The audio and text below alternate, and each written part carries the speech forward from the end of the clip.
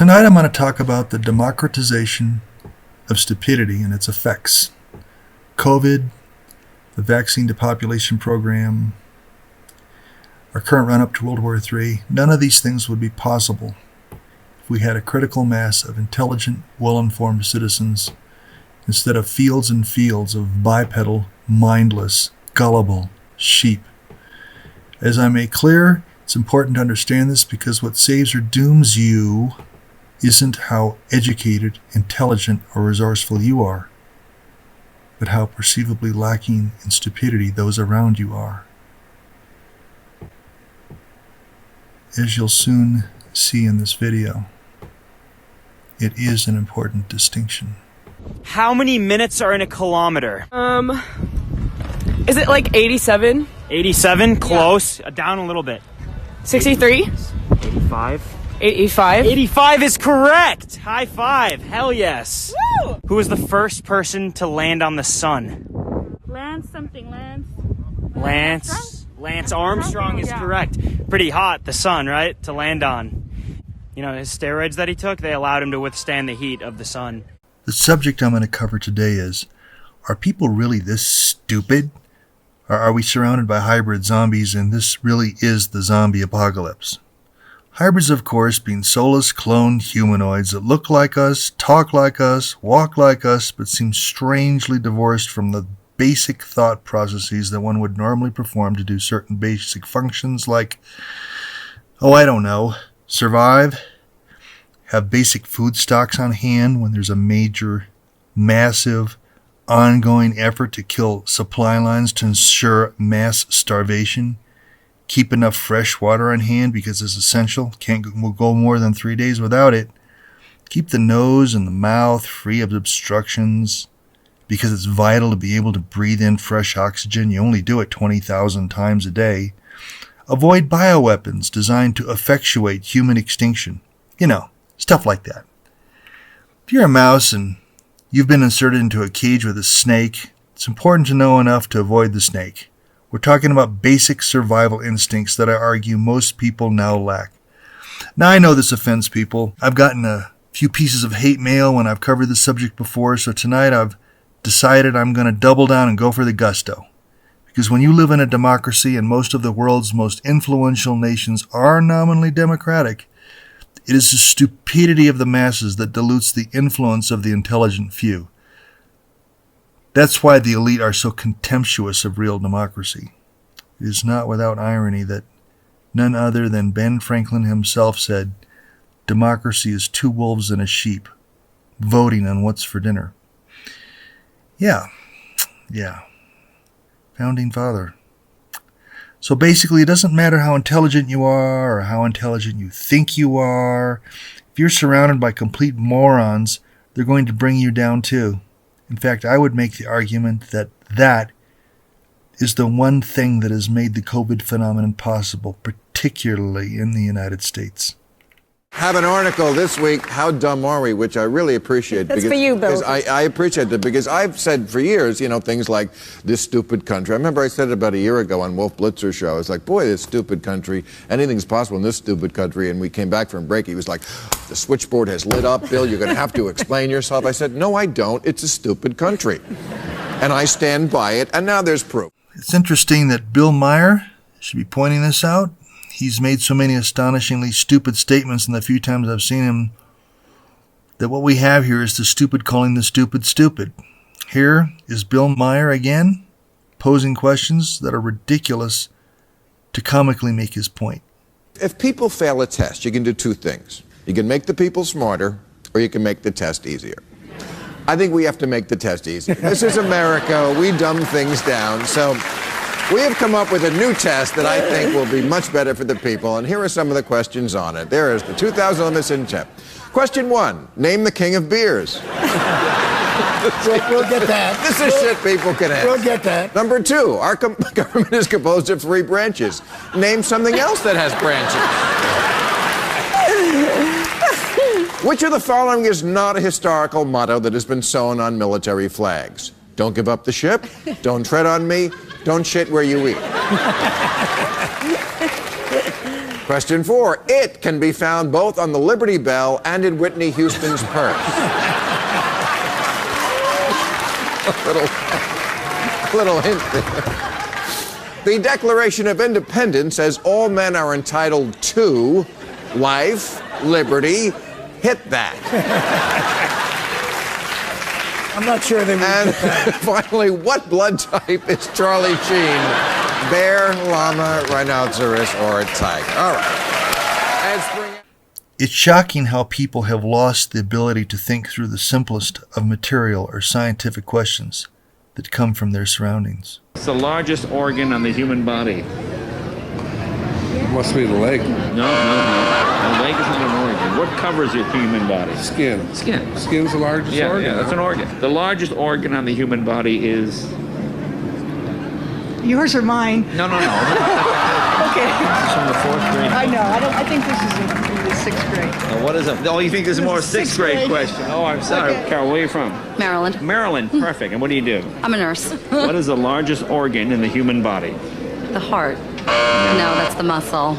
No. Largest organ. No, you're a nurse. The colon. No. Yeah. That would be very painful if that was the largest. Sean, you're from where? Columbus, Ohio. There are 3 states of matter. Can you name them? Fire, earth, and sky. No, that's a group, sir. I think you're thinking of earth, wind, and fire. I'll give you a hint. One of them is solid. Oh, iron, metal, and rock. No. That's a game kids play. No. 3/4 of the Earth's surface is... Atmosphere. No. 3/4 of the Earth's surface is... Ground. No, not ground. So if it's not ground, it's not atmosphere. It has to be... Dirt. No, not dirt. Cement. No, cement. 3/4 of the Earth's surface is not cement. It will be soon, I'm sure. But if you look at a map of the world, what color do you see predominantly? Oh, 3/4 of it is water, of course. Water, there you go. Okay, you come from the land of, 10,000 lakes? Yes, yes. Maybe you're thinking that none of this matters to you. Maybe you're thinking that living in a society that is jam-packed with total retards gives you a competitive edge. Maybe you think that living in a world with people so dumb that you wonder how their parasympathetic nervous system has enough collective intelligence to get their turds from their cecum to their butthole makes you superior. It doesn't. Do you know how much airspace and video time is devoted to precious metals these days? Do you have any idea how great the assumption is that gold, silver, platinum, copper, and other precious metals are going to hold their value as we descend into this new Mad Max reality? That precious metals will protect you against hyperinflation? Well, you better think that one over again. I'm Mark Dice, and this is a 1-ounce gold coin, a Canadian gold coin, worth about $1,500, where I could go and cash it in at just about any coin shop in America for cash, but I'm going to try to sell it to some random people, see if they want to get a good deal on gold today. Trying to get some extra money to pay my cell phone bill, so I'm selling my 1-ounce gold maple leaf coin. That's all right. Are you interested? No, not really. It's a $50 Canadian maple leaf. No, Offering it for half price today, $25. No, that's good. I'm good. I just, you can go right into the Encinitas coin shop and we can verify that it's real. Value. No, I'm good. I appreciate it. Well, I'm just curious, why wouldn't you be interested in that? I'm just not interested in it. We're selling 1-ounce gold coins today for $20. Would you be interested? Oh, no thanks. We could go to Liberty Coin and verify that it's real. It's fine, thank you so much. $20? No, thank you. Want to buy this 1-ounce gold coin from me for $20 today? $20? Nah. No. I got a quarter. $20. We can go to Liberty Precious Metals and confirm that it's real. Quarter. $10. No. Quarter. No thanks. Trying to get people started into precious metals, and so we're having a special silver dollars for $1 today. Would you be interested? Silver what? Silver dollar. We're selling silver dollars for 99 cents today. No, I was trying to. Why not? You have too many of them? No, I don't have any. Would you be interested in purchasing a silver dollar for 99 cents today? No. Why not? It matches your glasses. We're trying to get people invested in precious metals today, so we're having a one-time special. Silver dollars for 99 cents, as many of them as you want. Nope, I'm good. Good. This is because they're too heavy, because the paper dollars are easier to carry around? It's just generally, it's just don't want to deal with it. Who wants to deal with that, right? I mean, making money and investing and all that stuff. Well, it's just 1 penny I make, so what, you know? Want to just trade me the silver dollar for a paper dollar? No, thank you. Why not? Not interested, thanks. You want to just do an even trade, maybe this silver dollar for a $1 Federal Reserve note? No, thanks. Why not? I'm working, busy. It just take you 2 seconds. It's okay. Just too busy working to do any deals. You want to trade this silver dollar for what's left in that pack of gum that you got? No, I mean, that really doesn't mean a whole lot to me. 2 years ago, I had about $50,000 in gold and silver in a safety deposit box. At one time, my gold holding was worth $160,000. I had 3 1-kilogram bars of pure gold. You want to know what I did? I sold nearly all of it. And why did I do that? Because precious metals only have value in a world of intelligent people. The Mark Dice video clips you just saw inspired me to do some checking. So I went to different vendors and even individuals I worked with, and I asked them how much they would give me for my gold and silver holdings. You want to know what most of them said? They said things like, "Oh, I'll give you a couple bucks for that 1-ounce silver coin, or if we confirm that your gold coin is real, 0.999 pure, I'll give you half of what the gold shop will give you." Well, I found out that down here in South America, the gold shop will give you about 50% of market value. Individual purchases will pay you less than that. That is how things are today. How would a crashing society, the very kind of crash that attracts precious metal buyers in the first place, affect its value? From everything I've been able to analyze and determine, a tiny fraction of what people are paying for them now. This isn't a joke. Fans of precious metals assume that commerce will hold together as it is now and all the same principles of the marketplace will remain the same.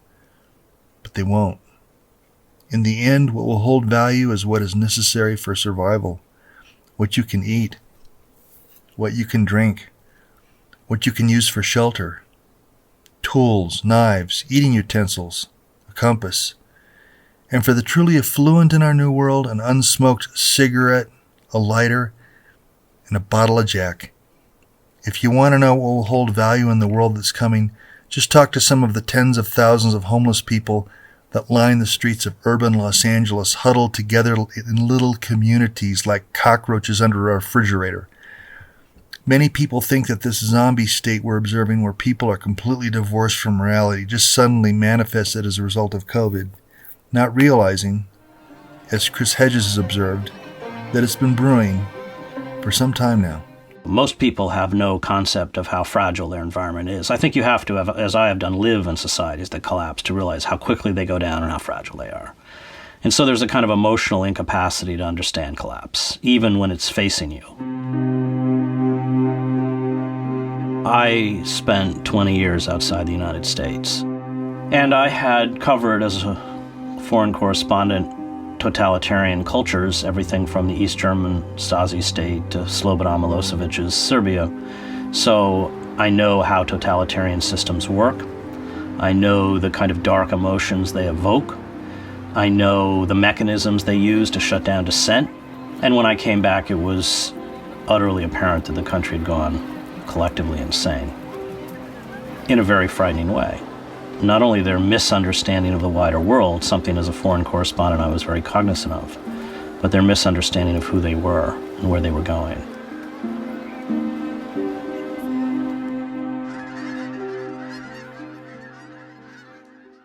Thomas, where are you from? Kansas. Thomas, are you stupid? No. What's your major? Kansas. What is the religion of Muslims? Judaism? No, that I do not know. Isn't Muslim a religion? The Arabic? The Quran? Muslimism? It's Islam. Correct. What were Jesus' parents' names? Mary and Joseph. Very good. And approximately how many years ago did he live? Oh gosh. 250 million years ago. 250 million years ago. Yeah. What animal is that? Tiger. Tiger. Yeah. Okay. A rhino. Right. Kangaroo.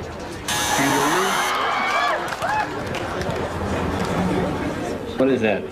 Long neck? Zebra. I know what it is, but I can't think of it right now.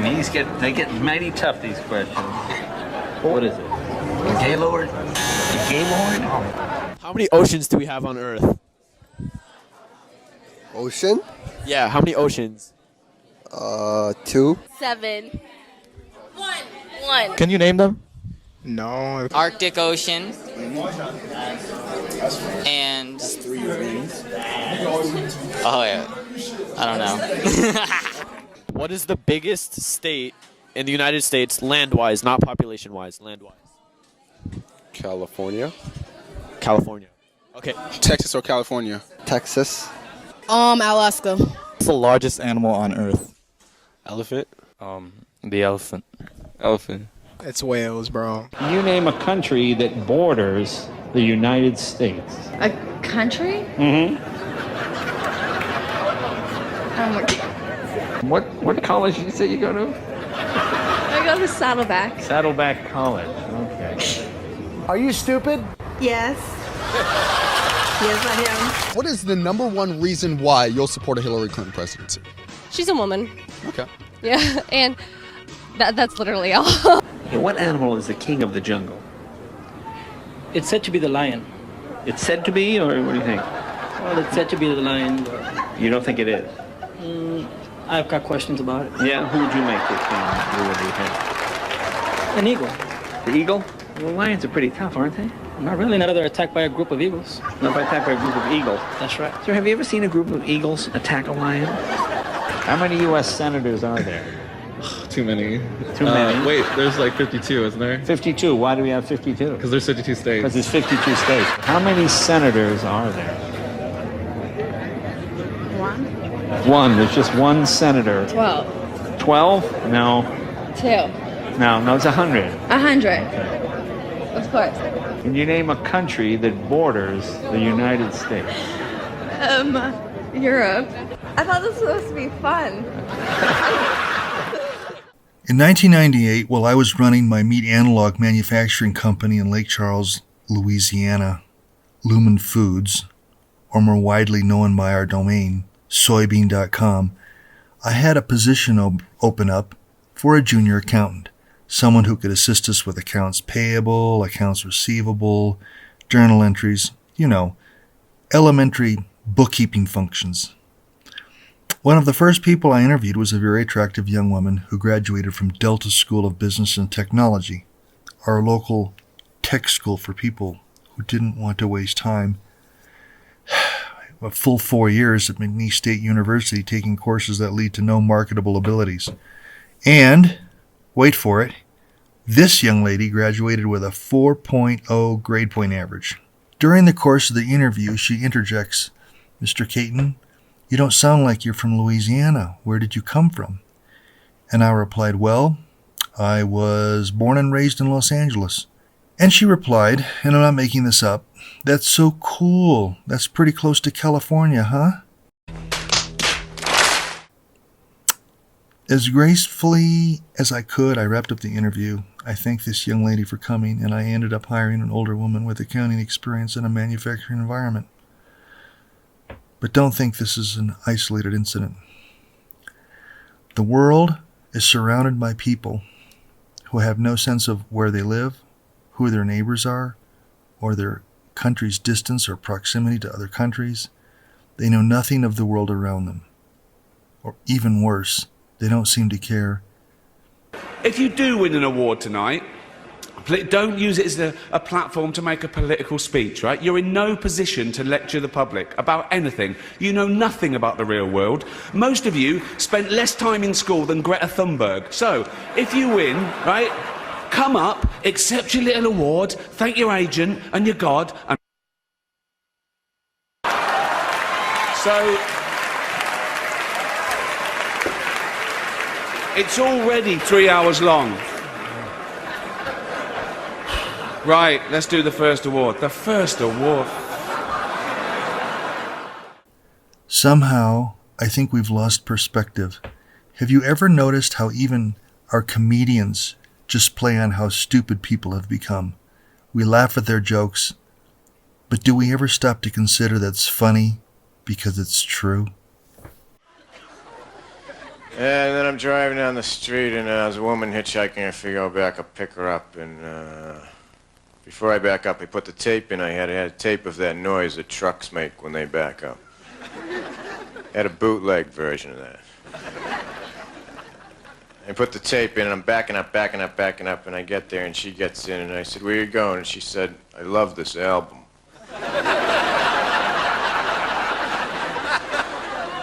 So I said, all right, and we start driving. I'm being really careful because it's an old car and I installed my own airbags in it. I got an old beanbag chair.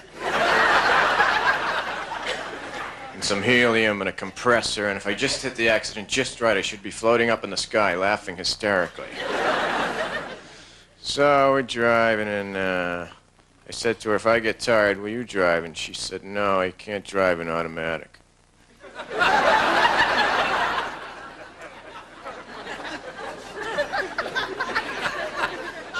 And we're going, and a red light comes on the dashboard, and she said, "What's that?" And I said, "Don't worry about it. That's just to tell whether or not that bulb is working." And then we see a sign, "Next mile, 1 mile."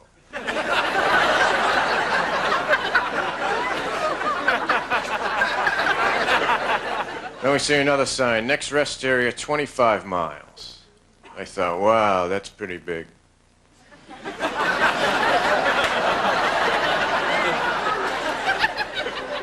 People must get really tired around here. And I said to her, "What's your name?" And she said, "Leslie." And I said, "What are you doing?" She said, "I'm a student. I'm studying journalism." I said, "Really?" "I'm writing a short story myself right now. It's the story of a photographer who goes completely insane trying to take a close-up photograph of the horizon."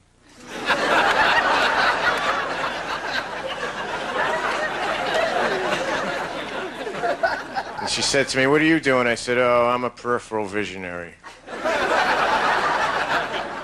I can see into the future, but just way off to the side." And all of a sudden, there's a school bus conked out on the railroad tracks. Buses, trains coming, bus, train. Oh, no. Can you feel the tension? Like in the movies, you know, you see the bus, you see the train. Oh, my God. You know in the movies when somebody reads a letter and you hear the voice of the person who wrote the letter? That kills me. That happens to me when I read menus. Bus, train, bus, train. She said, "My God, these people are going to be killed instantly." I said, "Yeah, but everybody dies instantly. It's the only way you can die. You're alive, you're alive, you're alive, then you're dead." She said, "They're not going to die of natural causes." I said, "They're getting hit by a train. Naturally, they're going to die."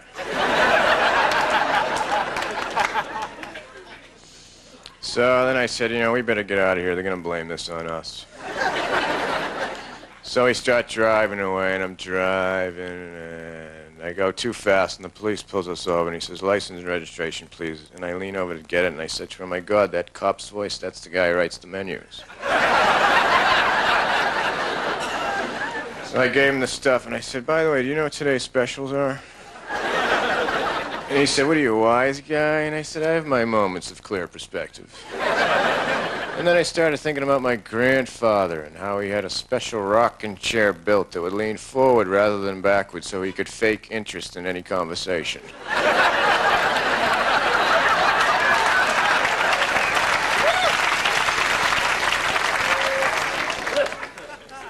And I was thinking about the new phone that I bought, and the first thing I did was push redial. Phone had a nervous breakdown. And then I was remembering how when I was a fetus I used to sneak out at night when my mother was sleeping. And I thought to myself, you know, now's the time I should start stealing some stuff since I don't have any fingerprints.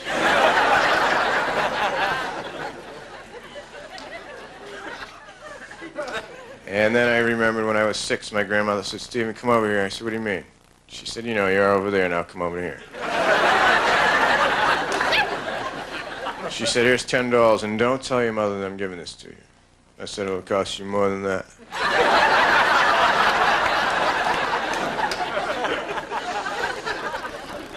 I got a new dog. He's a paranoid retriever. He brings back everything because he's not sure what I threw him.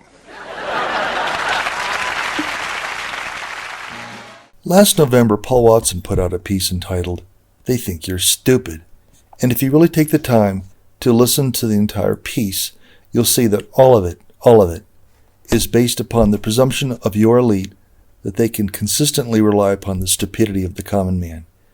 All that we've seen over the last year and a half, with the mask wearing, the social distancing, lockdowns, quarantine restrictions, impending vaccinations, all of it is based upon a simple assumption that the stupidity of common people can be relied upon. Now, in 2017, I published a book entitled The Joys of Psychopathocracy. Chapter 4 of that book is called Testing the Limits of Gullibility, How Government Conspiracies Are Used to Test and Measure Victim Resistance. As you listen to this piece by Paul Watson, apply these principles to understand the importance of presenting a picture to the elite, to your leaders, that you are in fact intelligent, and that your civil rights should be respected. This is our chance to accelerate our pre-pandemic efforts to reimagine economic systems. He never said that. It was all just one empty conspiracy theory. We're seeing a lot of people fall prey to disinformation, and if conservative MPs and others want to start talking about conspiracy theories. This pandemic has provided an opportunity for a reset. Conspiracy theories. This pandemic has provided an opportunity for a reset. Conspiracy theories. Reset. Conspiracy theories. Reset. Conspiracy theories. I mean, Dr. Strangelove here literally endorses in his own book, which is called COVID-19, The Great Reset, implantable brain chips that can read your thoughts, and the onset of Minority Report style pre-crime programs where you're deemed guilty before you've even committed a crime. He admits that COVID is not an existential threat, but that it's an opportunity for technocrats to reorder society via a Great Reset. The folks in law enforcement that share the goals of reimagining policing. Reimagining policing in the 21st century. Rethinking and reimagining policing. Community efforts to reimagine policing. To reimagine policing. We have to reimagine what policing looks like. Reimagining policing, reimagining our public safety. Reimagine a citizen-led approach. You can begin to reimagine law enforcement. Reimagine public safety in this country. What can we do to reimagine public safety? Reimagining public safety. To reimagine public safety. We must reimagine what public safety looks like. These people are such mindless robots. You must reimagine what safety looks like. In other words, you must accept being much less safe, bigot. Before you heard this mindless political piece of propaganda, when's the last time you ever used the word reimagine? When's the last time you read the word reimagine? When's the last time you ever heard one of your friends use the word reimagine? It's not commonly used, is it? Are you beginning to get my point? They think you're stupid. They're laughing at you. They're taking advantage of you incessantly. And it will continue forever as long as you're incapable of proving to them that you are something more than a mindless, stupid zombie.